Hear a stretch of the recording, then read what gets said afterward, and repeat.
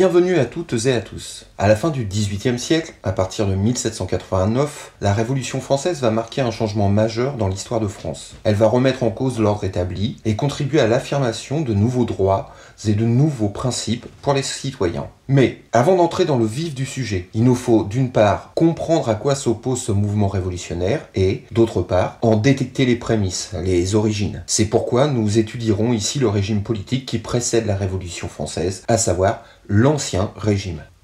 Au XVIIIe siècle, en France, nous vivons dans une société d'Ancien Régime. On appelle aujourd'hui Ancien Régime l'organisation politique, administrative, économique, sociale et religieuse de la France du XVIe au XVIIIe siècle. Pour résumer, le terme d'Ancien Régime désigne la France d'avant la Révolution française. Dans cette société, le roi concentre tout, absolument tous les pouvoirs. Voilà pourquoi on parle de monarchie absolue. Le roi dispose seul des pouvoirs exécutifs, législatifs et judiciaires, car le roi possède la royauté absolue de droit divin. C'est-à-dire que le roi tient sa couronne de Dieu et n'est responsable que devant Dieu. Son autorité ne peut donc être ni contrôlée ni limitée par qui que ce soit. Contester l'autorité du roi revient à contester l'autorité de Dieu, ce qui est impossible. Dans ce cadre, les Français n'étaient aucunement considérés comme des citoyens, mais plutôt comme des sujets. Ils ne disposaient d'aucun droit, mais n'avaient que des devoirs, dont le premier était l'obéissance aux ordres du roi. En outre, cette société était profondément inégalitaire.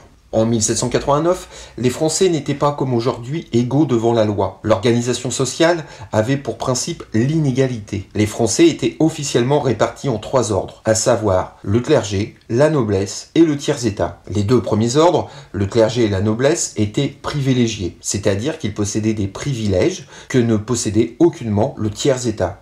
Supérieur en droit, en richesse et en privilèges, la noblesse et le clergé étaient pourtant minoritaires en nombre. Ainsi, à la veille de 1789, le clergé comptait 115 000 personnes environ. La noblesse, 400 000 individus tout au plus. Le reste, c'est-à-dire 25,5 millions d'habitants sur 26, constituait le tiers-état, soit 98% de la population. Or, ce tiers-état ne possédait aucun droit, absolument aucun privilège, mais payait des impôts et n'avait que des devoirs. Ce tiers-état se composait lui-même de 3 classes sociales. D'une part la bourgeoisie, ensuite les artisans, enfin les paysans. La part des paysans était la plus importante. Les Français à cette époque étaient un peuple de paysans. Près de 9/10 des habitants vivaient aux champs, au travail de la terre. Une infime minorité d'entre eux étaient propriétaires. Mais les charges, les impôts de toutes sortes, qu'ils devaient au roi, pesaient si lourdement sur eux qu'ils n'arrivaient que très rarement à vivre de leur travail. En fait, la très grande majorité des paysans ne possédaient pas de terre. Ces paysans étaient engagés comme fermiers,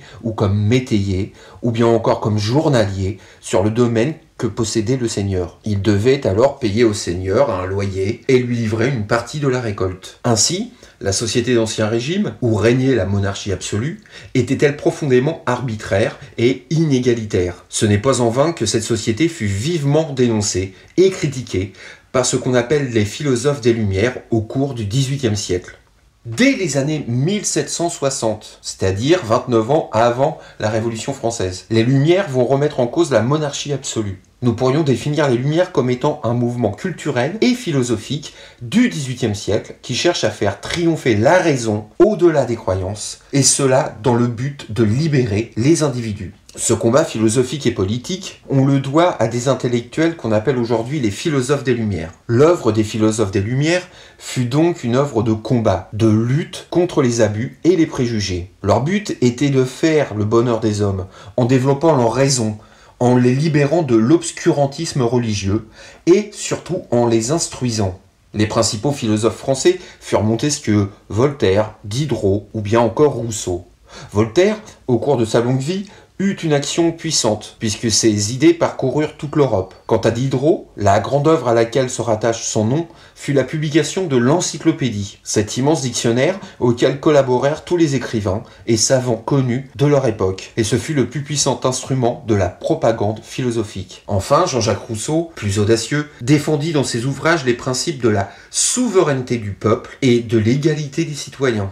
Les attaques les plus vives des philosophes des Lumières portèrent contre l'Église et contre la monarchie absolue. La confiance dans la science et dans la raison devait pousser les hommes à rejeter le surnaturel, donc aussi toutes les religions. D'autre part, ils rejetèrent le principe que le roi est le maître de ses sujets et qu'il peut gouverner comme il lui plaît. Par exemple, l'idéal de Jean-Jacques Rousseau était la démocratie, c'est-à-dire un régime où le peuple fait les lois. Pour les appliquer, le peuple se choisit un gouvernement et des fonctionnaires, et il les contrôle sans cesse, ce que nous connaissons désormais. Les philosophes étaient tous d'accord pour demander la suppression des privilèges, l'égalité des citoyens devant la loi et devant l'impôt. Ils revendiquaient aussi toutes les libertés. D'abord la liberté personnelle, en vertu de laquelle un citoyen ne peut pas être arrêté sans raison. Ils voulaient aussi une réforme profonde de l'organisation judiciaire, et notamment la suppression de la torture. Ils exigeaient aussi la suppression de la traite négrière et de l'esclavage. Ils exigeaient l'instruction pour tous. À leurs yeux, l'enseignement, l'école,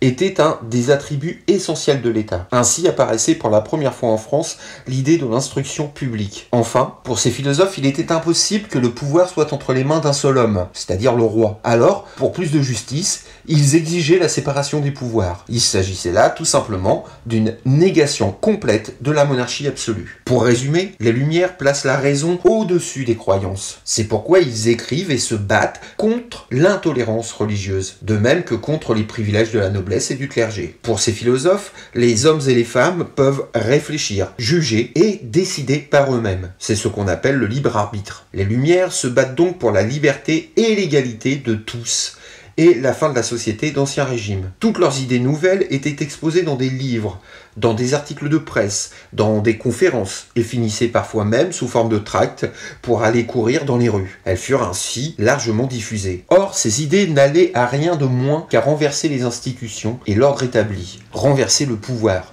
l'Ancien Régime et la monarchie absolue. C'est donc en partie sur ces idées que la Révolution de 1789 trouvera ses fondements. Alors, que retenir? Tout d'abord, vous devez savoir définir ce qu'est l'Ancien Régime, expliquer ce qu'est la monarchie absolue et en quoi il s'agit d'une société profondément inégalitaire. Ensuite, vous devez savoir expliquer ce que sont et qui sont les philosophes des Lumières, en quoi ils s'opposent à la société d'Ancien Régime. Enfin, citer et expliquer leurs idées et leurs revendications principales. Merci de votre écoute et beau soleil à vous.